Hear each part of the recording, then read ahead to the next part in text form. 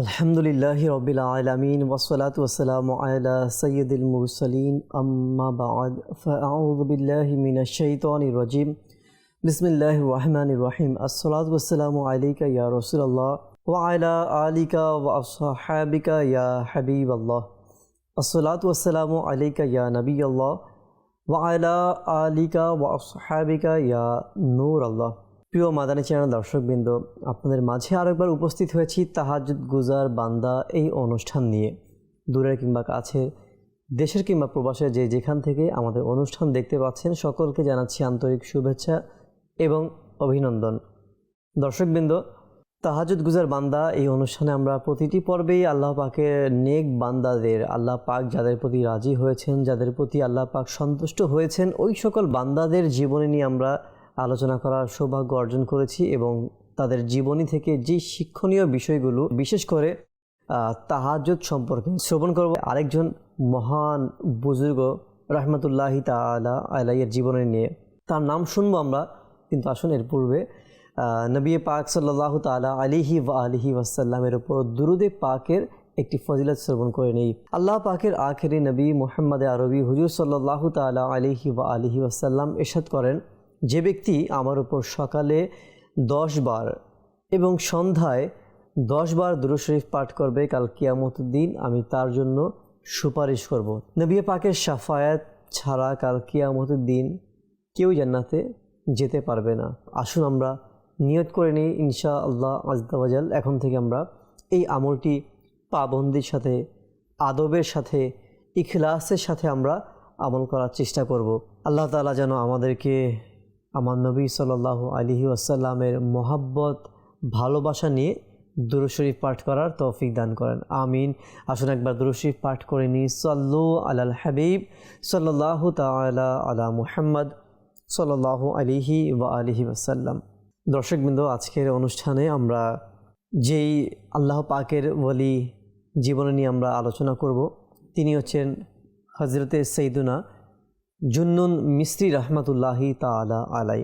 অথবা অনেকে আপনারা এই নামটি আপনারা অসংখ্যবার শুনেছেন, আমরা অনেকেই তার সম্পর্কে জানি। আবার অনেক মানুষ আমরা আছি হয়তোবা আজকের প্রোগ্রামে তার নামটা প্রথম শুনেছি। হ্যাঁ, এমন থাকতে পারে, কারণ আমরা অলিয়া আউলিয়ার জীবনে আমরা পড়ি না।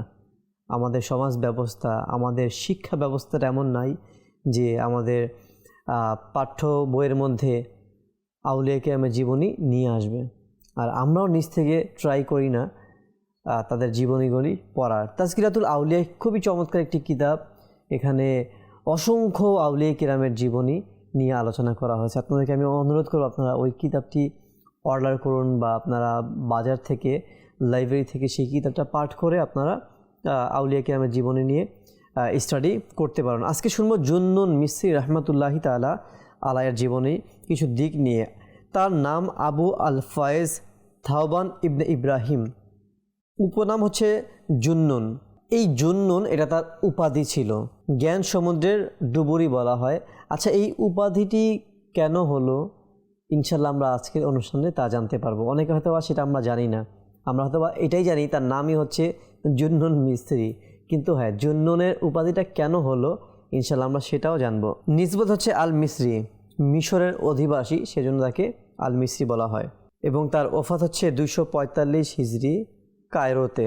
পরিচয় হচ্ছে তাসাউফের ইমাম, মারিফতের স্তম্ভ এবং আল্লাহ পাকের ওলি ছিলেন। হযরত জুন্নুন মিসরি রহমতুল্লাহি আলাই প্রথম যুগের সেই সব বুজুর্গদের একজন ছিলেন যিনি মারিফাতুল্লাহ শব্দটি স্পষ্টভাবে তিনি ব্যাখ্যা করেছেন। যে মারিফাতুল্লাহ বলতে আমরা কি বুঝি, খুব সুন্দর স্পষ্টভাবে তিনি ব্যাখ্যা করেছেন।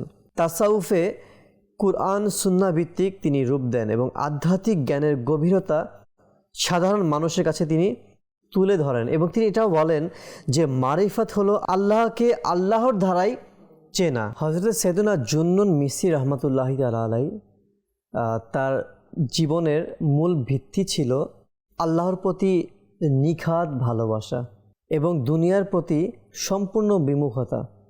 সর্বদা আল্লাহ পাকের ধ্যানে তিনি নিজেকে মগ্ন রাখতেন। তিনি বলেন যে আল্লাহকে চিনেছে সে সব কিছু ভুলে গেছে। সুবহানাল্লাহ, খুব সুন্দর একটি বাণী আমরা শুনলাম। বাস্তব কথা এটাই দর্শকবৃন্দ, যে আল্লাহকে চিনেছে সে সকল কিছু ভুলে গেছে। সকল কিছু ভুলে যাওয়ার উদ্দেশ্য এটাই, অর্থাৎ দুনিয়ার যেই ভালোবাসা যেই মহব্বতের কারণে মানুষ আল্লাহকে ভুলে যায়, বরং সেই বিষয়গুলি মানুষ ভুলে যায় যদি কেউ তার অন্তরের মধ্যে আল্লাহর ভালোবাসাটাকে নিয়ে আসে। কারণ এক অন্তরের মধ্যে দুইটি ভালোবাসা কখনোই স্থান পেতে পারে না, কারণ এটা বলতেই হবে, এটা ইমানের সাথে রিলেটেড। কেউ যদি বলে মাআযাল্লাহ আমি আল্লাহকে ভালোবাসি না, তার তো ইমান থাকবে না, তো বলতেই হবে এটা। কিন্তু কথা হচ্ছে এই বলাটা কি সত্য বলা? আমরা কি অন্তর থেকে বলছি? যদি আল্লাহ পাকের ভালোবাসাই থাকে তাহলে এই অন্তরে দুনিয়ার ভালোবাসাটা কিভাবে আসবে না। আর যদি কারো অন্তরে সত্যিকার অর্থে আল্লাহর ভালোবাসা থাকে তো দুনিয়ার ভালোবাসা থাকবেই না। সমাজে অনেক মানুষকে দেখা যায়, অনেক ব্যবসায়ীদেরকে বা অনেক চাকরিজীবীদেরকে, যারা সারাক্ষণ কাজের জন্য তারা ফরজ নামাজটি পড়তে পারছে না। এখন আপনি বলুন, সেই ব্যক্তি যদি বলে আমি আল্লাহকে ভালোবাসি, আচ্ছা দুনিয়ার কাজের জন্য সে ফরজকেই বাদ দিয়ে দিয়েছে, 1 দিন 2 দিন 3 দিন সপ্তাহে 6টা দিন সে ফরজকে বাদ দিয়ে দিয়েছে, শুধু যখন ডে অফ থাকে তখন সে নামাজ পড়ছে। এখন বলেন, সে যদি বলে আমি আল্লাহকে ভালোবাসি, যদি কেউ আল্লাহকে ভালোই বাসে, সে কি তার হুকুমকে অমান্য করতে পারে? কেউ পারে না। তার মানে আমাদের এই বলাটা হচ্ছে মিথ্যা দাবিদার আমরা, যে আমরা আল্লাহকে ভালোবাসি, আমার নবী পাক সাল্লাল্লাহু আলাইহি ওয়াসাল্লামকে আমরা ভালোবাসি, কিন্তু আসলেই যদি ভালোবাসতাম তার কোনো একটি হুকুমকে আমরা অমান্য করতাম না। জুন্নুন মিসরি রাহমাতুল্লাহি তাআলা আলাইহি, তার অন্তরের মধ্যে শুধু আল্লাহর ভালোবাসাই ছিল। প্রতিটা আল্লাহর ওলিদের অন্তরে আল্লাহর ভালোবাসাই থাকতো। দুনিয়ার ভালোবাসা, দুনিয়ার মায়া, দুনিয়ার লোভ, এগুলি কখনোই কোনো আল্লাহ পাকের আউলিয়াদের জীবনে কখনোই ছিল না। অতি সাধারণ পোশাক তিনি পরতেন এবং অল্প আহারের মধ্যেই সন্তুষ্ট থাকতেন। বলা হয়েছে দুনিয়ার সম্মান এবং পদমর্যাদার তিনি কখনোই পরোয়া করতেন না, সব কিছু প্রত্যাখ্যান করে দিতেন। এবং তিনি বলতেন দুনিয়াকে ভালোবাসা মানে হচ্ছে হৃদয়কে অন্ধকার করা। ধৈর্য এবং পরীক্ষার ব্যাপারেও তিনি ছিলেন অনেক অটল। কিতাবের মধ্যে আসছে তাকে অনেকেই নাস্তিক বলে সম্বোধন করত, অপবাদ দিত এবং তাকে কারারুদ্ধ করে শিকলে বেঁধে বাগদাদে পাঠানো হতো। তবুও ওই কঠিন মুসিবতের সময় তিনি বলতেন, হে আল্লাহ, এরা তোমাকে চিনতে পারেনি, তাই তারা আমাকে কষ্ট দিচ্ছে। তিনি বলেন যে আল্লাহর নিকট পৌঁছেছে সে মানুষের প্রশংসা চায় না। আল্লাহর পথের শুরুটা হচ্ছে নিজেকে চিনতে পারা, আমি আসলে কে। আমরা অনেক সময় নিজের সম্পর্কে মানুষের কাছে ইন্ট্রোডিউস করি, হ্যাঁ, আমি কে, আমি কি করি, আমি আসলে কে। আমরা যদি নিজেকে চিনতে না পারি তাহলে আমরা আল্লাহর পথে যাওয়ার আমাদের জন্য সম্ভব হবে না। তো এর জন্য তিনি বলেছেন আল্লাহর পথের শুরুটা হচ্ছে নিজেকে চেনা। যার হৃদয়ে আল্লাহতে ব্যস্ত রয়েছে তার জিহ্বাও নীরব। তিনি রাহমাতুল্লাহি তাআলা আলাইহি সর্বদা আল্লাহ পাকের ধ্যানের মধ্যে লিপ্ত থাকতেন। সময় সুযোগ হলে তিনি মানুষের কাছে আল্লাহ পাকের বাণীকে পৌঁছে দিতেন, নেকির দাওয়াত দিতেন এবং তিনি নির্দিষ্ট সময়ে আল্লাহ পাকের ইবাদতের মধ্যে লিপ্ত হয়ে যেতেন। তার কিছু কারামতের কথাও কিতাবের মধ্যে আসছে। তার যে উপনাম আমরা অনুষ্ঠানের শুরুতে শুনেছি জুন্নুন, কোত্থেকে আসলে এই উপাধিটি আসলে আমরা শ্রবণ করি, যে একবার তিনি নীল নদের তীরে বসে গভীর ধ্যানের মধ্যে লিপ্ত ছিলেন। হঠাৎ নদী থেকে একটি বড় মাছ মাথা তুলে তার দিকে তাকিয়ে কথা বলা শুরু করলো, আল্লাহু আকবার। তো সেই মাছটি কি বলল, হে আল্লাহর ওলি, আল্লাহর জিকির ছাড়া কি কিছুতেই তোমার মন শান্ত হয় না? তো তিনি রাহমাতুল্লাহি আলাইহি বলেন, না, আল্লাহর জিকিরই আমার অন্তরের প্রশান্তি রয়েছে। সুবহানাল্লাহ। ওই সময় থেকে তার উপাধি হয়ে গেল জুন্নুন। আরেকটি ওয়াকিয়া সমুদ্রের মধ্যে হলো যে এক ব্যক্তি সমুদ্রের মধ্যে তার একটি মূল্যবান আংটি হারিয়ে ফেললেন। আংটি হারানোর পর তিনি অনেক কান্নাকাটি করলেন, অস্থির হয়ে গেলেন এবং জুন্নুন মিসরি রাহমাতুল্লাহি তাআলা আলাইহির কাছে এসে সাহায্য চাইলেন। তিনি বলেন আল্লাহর উপর ভরসা করো, এবং তিনি রাহমাতুল্লাহ আলাইহি 2 রাকাত নামাজ পড়ে দোয়া করলেন এবং তার দোয়ার বদলতে গভীর নিচ থেকে ওই আংটিটি একটি মাছ মুখে করে এনে সমুদ্রের উপরে উঠে ওই ব্যক্তির পায়ের কাছে রেখে দিলেন। সুবহানাল্লাহ। এবং ওই লোকটি যখন এই ঘটনা দেখলো তিনি কান্নায় ভেঙে পড়লেন এবং তওবা করে তিনিও আল্লাহ পাকের ইবাদতের মধ্যে নিজেকে নিয়োজিত করে নিলেন। আসলে আল্লাহ পাকের বলি তাদের দোয়া আল্লাহ পাক কবুল করে নেন। যদি কারো আংটি একটি পুকুরের মধ্যেও পড়ে যায় আমরা কখনো কিন্তু সেটা খুঁজে পাবো না, কিন্তু সমুদ্রের তলদেশে যদি আংটি পড়ে যায় সেটা আসলে সম্ভাবনা নেই। কিন্তু ওই যুগেও অনেক মানুষের ঈমান ছিল, আকীদা এটা ছিল যে আল্লাহ পাকের ওলিদের দরবারে যাওয়া, তাদের দরবারে গেলে তারা আল্লাহ পাকের কাছে দোয়া করে আর তাদের দোয়া আল্লাহ পাক কবুল করে। আমাদের আকীদাও এটা।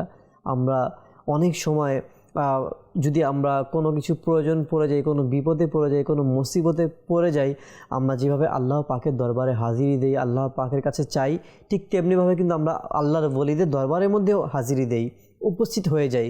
কারণ আমাদের আকীদা এটাই যে আল্লাহর ওলিরাও সাহায্য করে, আল্লাহ পাক তাদেরকে সেই ক্ষমতা দিয়েছে। আমরা তো হাদিসে কুদসির মধ্যেও আমরা শ্রবণ করেছি যখন আল্লাহ পাকের কোনো বান্দা আল্লাহ পাকের বন্ধুতে পরিণত হয়ে যায়, আল্লাহ পাকের ওলি হয়ে যায়, তখন তারা সাধারণ আমাদের মতো মানুষ থাকে না। তারা যা বলে আল্লাহ পাকের কুদরতি জবান দিয়ে বলে, তারা যা করে আল্লাহ পাকের কুদরতি মাধ্যমে করে থাকে। আল্লাহর ওলিরা যখন আল্লাহর প্রিয় বান্দাতে পরিণত হয়ে যায়, আল্লাহর প্রিয় মাহবুব হয়ে যায়, তখন আমাদের মতো থাকে না। তখন আমরা তাদের সাহায্যের জন্য তাদের কাছে যাই এবং তারা আমাদেরকে সাহায্য করে। আউলিয়া কিরামের কিছু কারামত আমরা শ্রবণ করি। কারামত কি এমনিতেই চলে আসছে এমনটা নয়, তারা আল্লাহকে রাজি করেছে। কিন্তু উদ্দেশ্য এটা নয় যে আমি কারামত হাসিল করব বিধায় আল্লাহকে রাজি করা, মাআযাল্লাহ, এমনটা করাই যাবে না। কারামত আমরা অনেক সময় অনেক বড় কিছু মনে করি, আকাশ দিয়ে ওড়া, অদৃশ্য থেকে কোনো কিছু নিয়ে আসা, নিজে অদৃশ্য হয়ে যাওয়া, এই বিষয়গুলি আসলে আমরা মনে করি অনেক বড় বিষয়, কিন্তু আল্লাহ পাকের ওলিদের কাছে এগুলি খুব মামুলি বিষয়, খুব ছোট বিষয়। বড় বিষয় হচ্ছে এটা, সবচেয়ে বড় কারামতের বিষয় এটা, তারা শুরু থেকে শেষ পর্যন্ত মৃত্যু অবধি তারা আল্লাহ পাকের দ্বীনের উপর অটল ছিলেন, নবীর সুন্নত মোতাবেক তারা জীবনযাপন করেছেন, অর্থাৎ আল্লাহর প্রত্যেকটা হুকুমের উপর তারা ইস্তেকামত পেয়েছেন। একটি হুকুমকেও তারা অমান্য করেননি, শরীয়ত বিরোধী একটি কাজও তাদের দ্বারা সম্পাদন হয়নি। যারা এই সকল কাজগুলির মধ্যে মৃত্যু পর্যন্ত তারা অটল থাকবে, এর থেকে বড় কারামত আর কি হতে পারে। তো জুনন মিসরি রহমতুল্লাহ তাআলা তার আরেকটি কারামত আমরা শ্রবণ করি যে একবার তাকে মিথ্যা অপবাদে শিকলবদ্ধ করে বাগদাদে পাঠানো হচ্ছিল। তার হাত পায়ের মধ্যে ভারী ভারী লোহার শিকল বাঁধা ছিল, পাহারায় ছিল সশস্ত্র সৈন্যবাহিনী। রাতে তিনি আল্লাহ পাকের দরবারের মধ্যে দোয়া করেন, হে আল্লাহ, তুমি জানো আমি নির্দোষ। ফজরের যখন নামাজের সময় হয়ে গেল, নিচ থেকেই সেই শিকলগুলি অটোমেটিকভাবে খুলে গেল এবং যখন সৈন্যবাহিনী এই ঘটনা দেখলো তারা ভয় কাঁপতে লাগলো। তিনি চাইলে পালাতে পারতেন, কিন্তু তিনি পালাননি। তিনি কি বললেন যে যিনি বেঁধেছেন তিনিই খুলেছেন, আমি তার হুকুম ছাড়া কোথাও যাব না। আল্লাহু আকবার! কেমন আল্লাহ পাকের প্রেমিক ছিল, কেমন আল্লাহর প্রতি তাওয়াক্কুল তার ছিল। যিনি বেঁধেছেন তিনি খুলেছেন। প্রতিটা হুকুম, প্রতিটা কাজ আল্লাহ পাকের হুকুম অনুযায়ী করা, আল্লাহর হুকুম ব্যতীত তারা কোনো কাজ করতেন না। এটা সত্য যে আল্লাহ পাকের ওলিদের বৈশিষ্ট্য এটাই হয়, তারা নিজ থেকে কোনো কাজ করেন না। প্রতিটা কাজ আল্লাহ পাকের হুকুম যখন হয়, আল্লাহ পাকের হুকুমের মাধ্যমে তারা কাজ করেন। দর্শকবৃন্দ, আমাদের অনুষ্ঠানের সময় খুব শেষ পর্যায়ে আসলে আমরা তার জীবনের বিশেষ যে পর্বটি আজকে আমাদের অনুষ্ঠানের সাথে যেটা রিলেটেড, তাহাজ্জুদ নামাজ সম্পর্কে তিনি কি ব্যক্ত করেন। অভিমত ছিল যে তাহাজ্জুদের বিষয়ে যে ব্যক্তি রাতের নীরবতায় আল্লাহকে পায়, দিনের কোলাহল তাকে আর হারাতে পারে না। অর্থাৎ এর দ্বারা তিনি রাতের ইবাদত তাহাজ্জুদকেই বুঝিয়েছেন। হযরতে জুননুন মিসরি রহমতুল্লাহি তাআলা আলাই বর্ণনায় আসছে, প্রায় সারা রাতই তিনি ইবাদতের মধ্যে অতিবাহিত করতেন। খুব অল্প সময় ঘুমাতেন, তাও কেবল শরীরের প্রয়োজন অনুযায়ী। যখন মনে হতো আমার শরীরকে এখন একটুখানি আরাম দিতে হবে, ওই সময়টা তিনি ঘুমাতে যেতেন। দীর্ঘ কিয়াম এবং অশ্রুসিক্তর মধ্যে তিনি লিপ্ত থাকতেন, সিজদার মধ্যে তিনি পড়ে যেতেন। দীর্ঘ কিরাত কিয়ামের মধ্যে তিনি নামাজকে অতিবাহিত করতেন এবং যখন সেজদার মধ্যে যেতেন, সেই সেজদাটাও ছিল খুবই দীর্ঘ। দীর্ঘ সময় তিনি দাঁড়িয়ে কোরআনে পাকের তিলাওয়াতও করতেন, আয়াত পড়ে পড়ে থেমে যেতেন এবং আবার আল্লাহ পাকের ভয় কান্না করতেন, আল্লাহ পাকের মহব্বত নিয়ে তিনি আবার কোরআনে পাকে তিলাওয়াত করতেন। সিজদায় মাথায় রেখে তিনি দীর্ঘ মোনাজাতের মধ্যে লিপ্ত হতেন। অনেক সময় ফজরের আজান হয়ে যেত, অথচ তিনি তখনও সিজদার মধ্যে লিপ্ত থাকতেন। সুবহানাল্লাহ, সুবহানাল্লাহ। আল্লাহ পাকের প্রতিটি আউলিয়া কিরামের জীবনে আমরা এখন পর্যন্ত যতগুলি প্রোগ্রামে আমরা এপিসোডের মধ্যে আমরা শুনলাম, দর্শকবৃন্দ, তাদের জীবনের মধ্যে একটা কম্পালসারি অধ্যায় এটা ছিল, বাধ্যতামূলক একটি অধ্যায় এটাই ছিল, তারা রাত জেগে ইবাদত করতেন।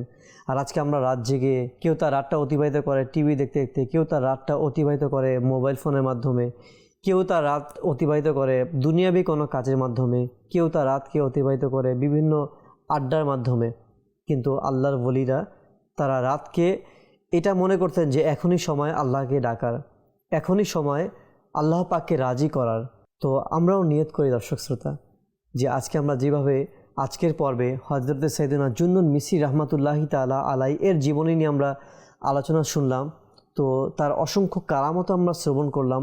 এই সকল বিষয়গুলো তখনই সম্ভব হবে যখন আমরা আল্লাহ পাককে রাজি করতে পারবো। আর আল্লাহ পাককে রাজি করার একটি অন্যতম অধ্যায়, মাধ্যম, ওয়ে হচ্ছে রাত জেগে ইবাদত করা, তাহাজ্জুদের নামাজ আদায় করা। কারণ ওই সময়ে সারা দুনিয়ার মানুষ ঘুমিয়ে থাকে, শুধু আপনি আর আল্লাহ। সুবহানাল্লাহ। ওই মুহূর্তটা কেমন, যখন আপনি ওই সময় সব কিছু ভুলে আপনি আল্লাহকে ডাকবেন এবং আল্লাহর বিশেষ তাজাল্লি থাকে বান্দাদের উপর ওই সময়টায়, ওই মধ্যরাতটাতে, রাতের শেষ ভাগে আল্লাহ পাকের বিশেষ তাজাল্লি থাকে, বিশেষ রহমত থাকে তার বান্দাদের উপর। ওই সময় যদি কেউ চায়, আল্লাহ পাক তখন আর ফিরিয়ে দেয় না। আল্লাহ পাক তাদের দোয়াকে কবুল করে, আল্লাহ পাক ওই সময় তাদের কান্নাকে কবুল করে নেয়, আল্লাহ পাক তাদের চাওয়া পাওয়াকে আল্লাহ কবুল করে নেয়। তো আমাদের মধ্যেও আমরা অনেকে আছি, অনেক কিছু আমাদের চাওয়ার আছে, অনেক অভাবের মধ্যে অনেকে আমরা রয়েছি, অনেকে বিভিন্ন ঋণগ্রস্ততার মধ্যে রয়েছি, অনেকে আমরা বিভিন্ন পেরেশানির মধ্যে আমাদের দিনকে অতিবাহিত করছি। দর্শকবৃন্দ, আমি আপনাদেরকে বলবো, সকল কিছুই দূর হয়ে যাবে ইনশাআল্লাহ আজ্জা ওয়াজাল, যদি আমাদের আমলের মধ্যে এটা থাকে যে আমরা রাত জেগে আল্লাহ পাকের ইবাদত করব। সারা রাত জাগার এটা শর্ত নয়, আপনি রাতের একটি নির্দিষ্ট টাইমে আপনি উঠুন, আধা ঘন্টা হোক কিংবা 1 ঘন্টা হোক, একটি মাত্র অংশ, রাতের সামান্য একটি অংশ আপনি আল্লাহর কাছে চান, দেখবেন ইনশাআল্লাহ আল্লাহ পাক আপনার প্রতিটি চাওয়াকে, নেক ও জায়েজ ইচ্ছাকে আল্লাহ পাক পূরণ করে দেবেন ইনশাআল্লাহ আজ্জা ওয়াজাল। দর্শকবৃন্দ, অনুষ্ঠানের সময় আজকে একদম শেষ পর্যায়ে, আজকে আর অনুষ্ঠানের বাকি তার জীবনী নিয়ে আলোচনা করার খুব সুযোগ নেই। তো ইনশাআল্লাহ আমরা যা শুনেছি, যতটুকু আমরা শ্রবণ করেছি, আল্লাহ পাক যেন আমাদেরকে বুঝার এবং এর উপর আমল করার তৌফিক দান করেন। আমিন বিজাহিন নাবিল আমিন। দর্শকবৃন্দ, আমরা ইনশাআল্লাহ পরবর্তী আরেকটি অনুষ্ঠানে, আরেকটি এপিসোডের মধ্যে আমরা আরেকজন মহান আল্লাহ পাকের একজন ওলির জীবন নিয়ে আলোচনা করব। ততক্ষণ পর্যন্ত ভালো থাকুন, সুস্থ থাকুন এবং মাদানী চ্যানেলের সঙ্গেই থাকুন। সাল্লু আলাল হাবিব সাল্লাল্লাহু তাআলা আলা মুহাম্মদ সাল্লাল্লাহু আলাইহি ওয়া আলিহি ওয়াসাল্লাম।